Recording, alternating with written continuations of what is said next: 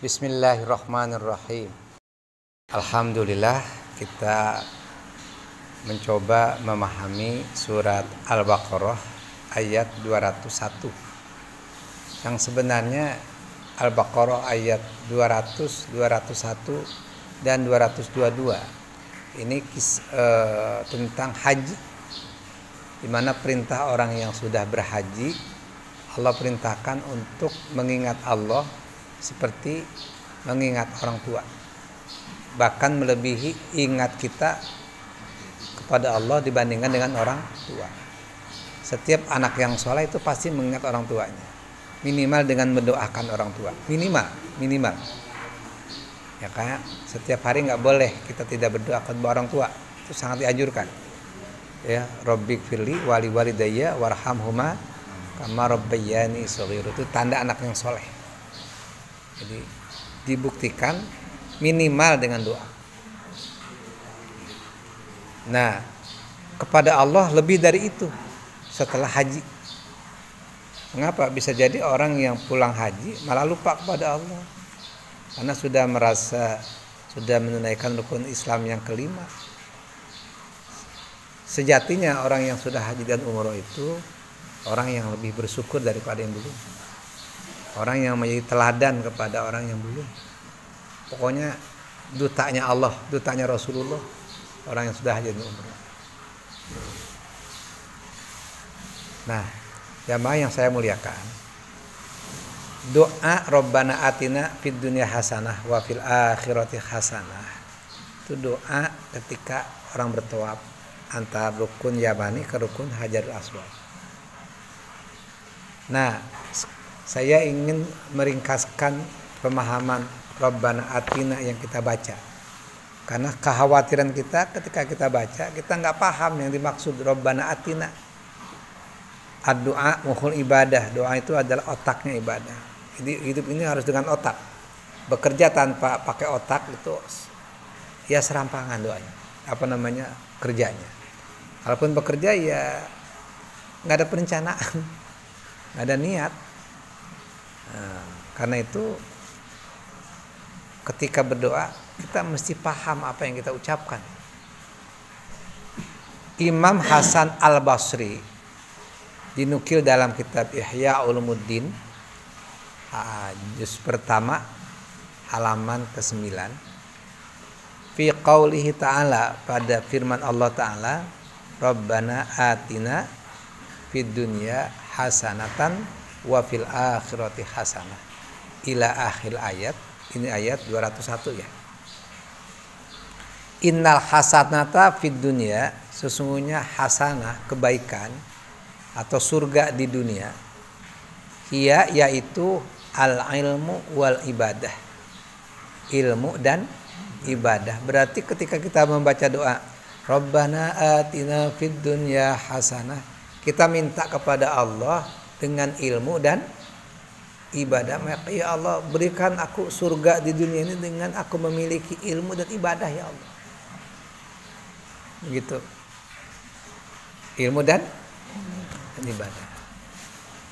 Jadi menurut beliau Imam Hasan Al-Banna, apapun status sosial kita manusia, apakah orang rendahan menurut manusia pada umumnya atau orang atasan, elit ataupun bukan elit, rakyat biasa ataupun pejabat, maaf kaya ataupun miskin, itu ukuran bahagia surga adalah dengan ilmu dan ibadah.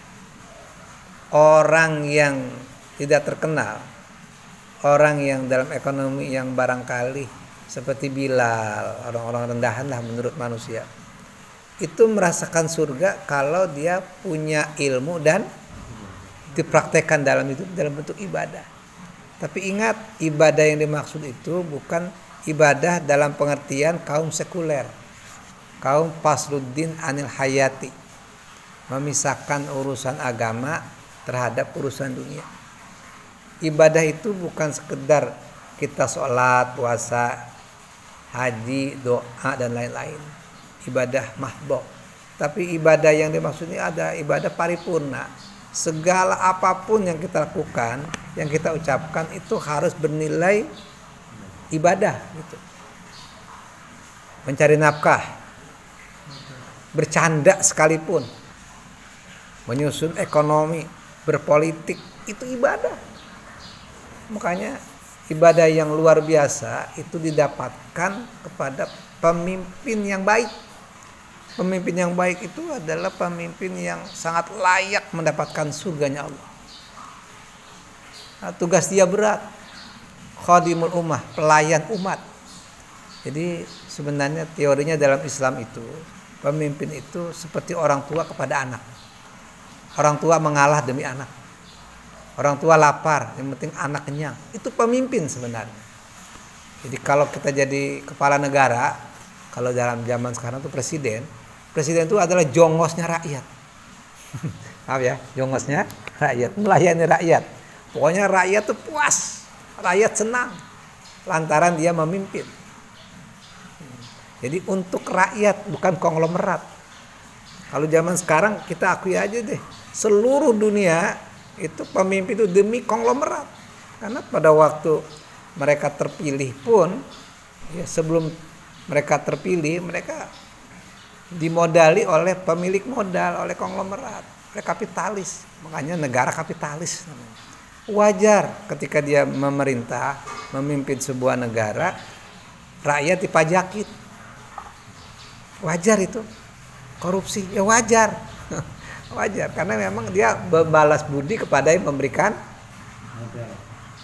modal, pemilik modal. Jadi sistem kapitalis. Nah, ibadah yang dimaksud itu bukan menurut orang sekuler. Agama jangan dipakai dalam urusan kehidupan nyata. Agama cukup untuk sholat, puasa, gitu ya, haji. Makanya ada istilah kita ini lagi ibadah. Kalau sekarang bukan lagi ibadah, kita lagi mau pesta. Kalau pesta boleh hiburan lah, jangan ibadah terus. Ada bahasa begitu loh.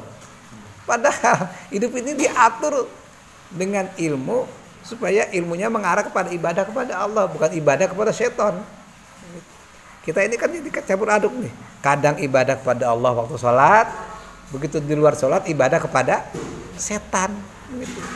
Ketika ibadah mahdhah kita gunakan syariat Islam, begitu mengatur negara atau kehidupan nyata kita menggunakan, ya kan, syariatnya syariat demokrasi, syariat di luar Islam. Nah, karena ulangi, hasanah dunia kata siapa? Imam Hasan Al-Basri, dinukil oleh Imam Ghazali dalam kitab Ihya-nya, itu adalah al-ilmu wal ibadah, ilmu dan ibadah. Ilmu ini adalah sesuatu yang membuat seseorang menjadi bahagia, ilmu, dengan ilmu. Nah, ini HP ini kan fasilitas dari ilmu.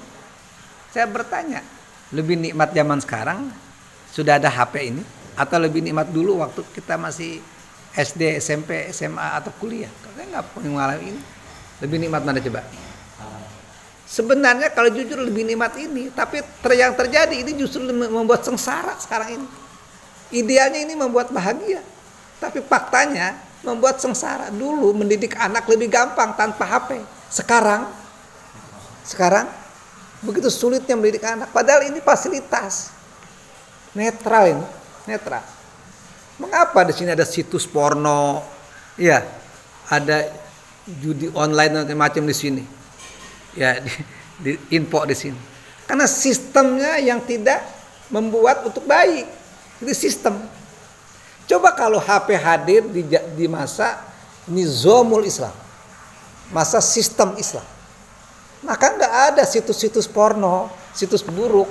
Maka yang ada situs yang baik semua, hasanah namanya. Diarahkan begitu. Itu sistem membuat. Kalau sekarang ini mengambil baik boleh, mengambil buruk tidak. Padahal manusia itu liar, Pak. Liar. Ya, jadi nggak ada pilihan loh. Oh, ini ternyata ada yang begini, senang yang buruk-buruk akhirnya. Coba kalau sistem yang membuat, ini bahwa nggak boleh sistem situs porno dan macam-macam nggak bisa. Maka yang ada baik semua ini. Betul Pak? Mau ingin murotal ada di sini. Mau maktabah syamilah, ya, perpustakaan secara lengkap, hadis-hadis, kaul ulama macam ada di sini semua.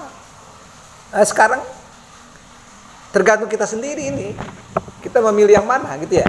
Tapi manusia nggak bisa, umumnya manusia nggak bisa begitu. Nah, ini harus diblok oleh penguasa. Yang maksud penguasa yang baik. Nizamul Islam sekarang nizam kapitalis. Ini Somalia. Ya begini.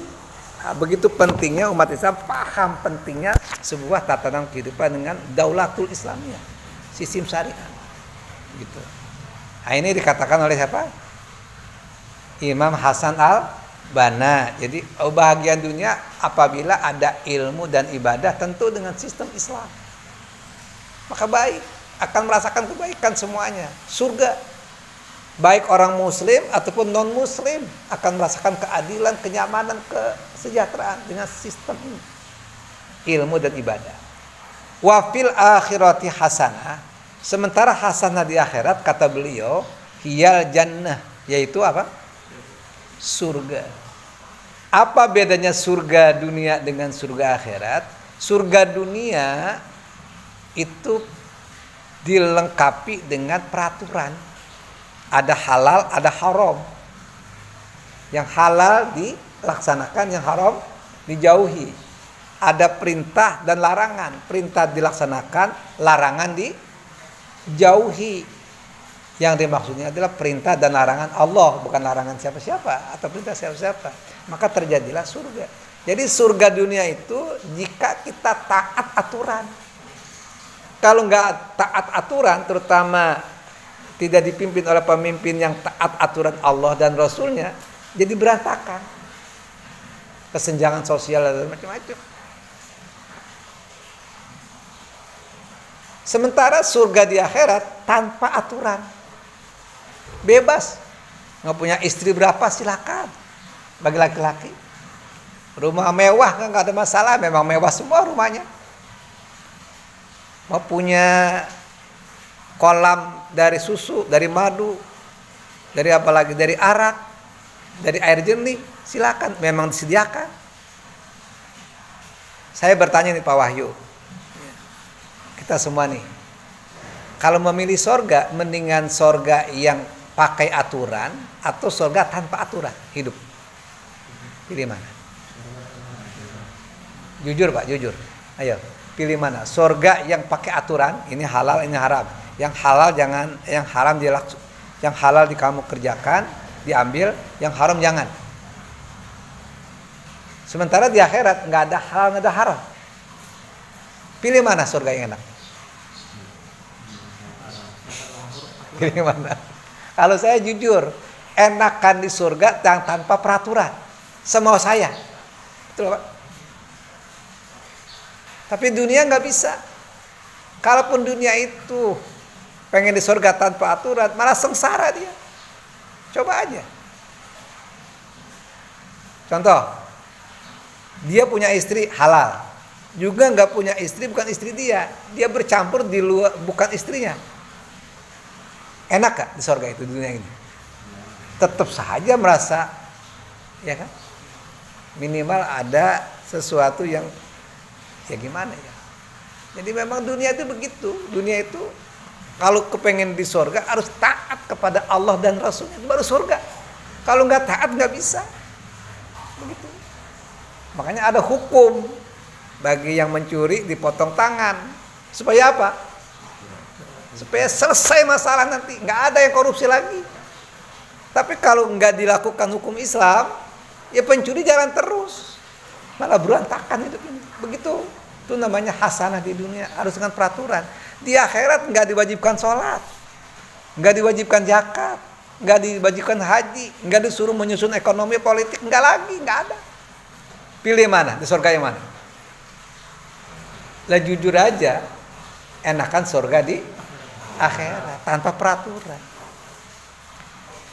Yang kedua, surga di akhirat itu, nah ini disebutkan ada 4 kelebihan surga di akhirat. Sudah berapa menit? 15. Kita mungkin paling lama 30 menit.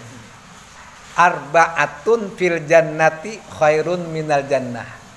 Mudah-mudahan ini nasihat terdapat di kitab Nasoihul Ibad. Ini kitab pesantren yang cukup sering dipakai ini para kiai. Jadi untuk melembutkan hati di sini di kitab Nasoihul Ibad. Ada 4 di sorga yang lebih baik daripada sorga itu sendiri.